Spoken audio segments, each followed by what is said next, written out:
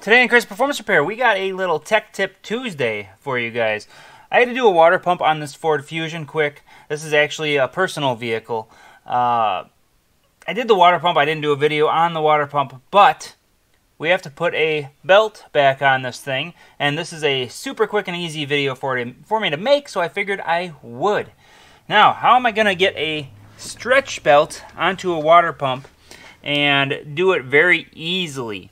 Okay, so this is actually attached to the camshaft, this pulley here. The water pump is down below.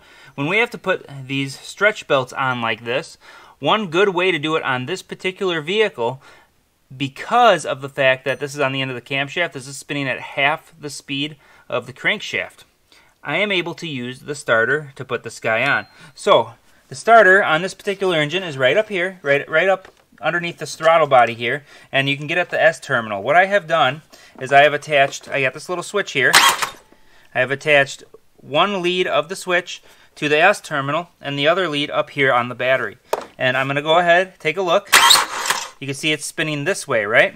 So what I need to do is take this belt, make sure it's on the actual pulley down below for the water pump, and then put it like this so it spins the right direction for getting this belt to go on. I'm going to hold this side of it right here. I'm going to pinch it pretty good, and then I'm going to lightly, just quick hit the button. There, it started applying it. Now, before I go any farther though, the bottom section is going to be off slightly. So, that area, I'm going to try and finagle it with a bar or a screwdriver or whatever here, just to try and get it to pop back over to where it's supposed to be. Make sure you keep your button where you're not going to bump the darn thing, because that would be a bad deal. I might have to put this on after. Sometimes if you go a little too far with that bump, you can't quite get it to go all the way that way, and you'll have to kind of pull on it, which I'll show you in a second, because I don't think I got it. So now I'm going to go down below on the one side of the belt and hold tension on it. Make sure my finger is not going to go with the belt and get smashed, but I'm going to go ahead, do at your own risk. I'm going to pull on the belt slightly and keep friction on it. Keep my hand braced against something so it won't slide down with the belt.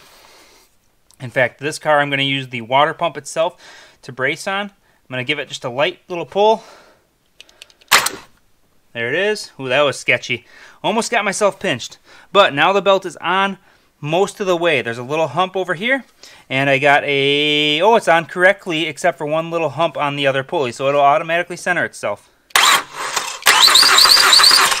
There we go. The pulley is on.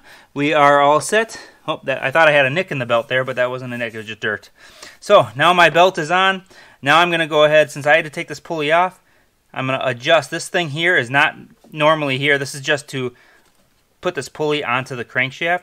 I'm going to now pull that in at whatever distance I need additional above and beyond what I have already in case the belt's off a little bit. I'm going to use the belt as a guide to make sure it's square. Once I'm squared off, I'll pull that thing off, put the car back together, and I'll be good to go. So, hopefully you like this little tech tip. Like, share, subscribe, and I'll see you on the next video. Thanks for watching.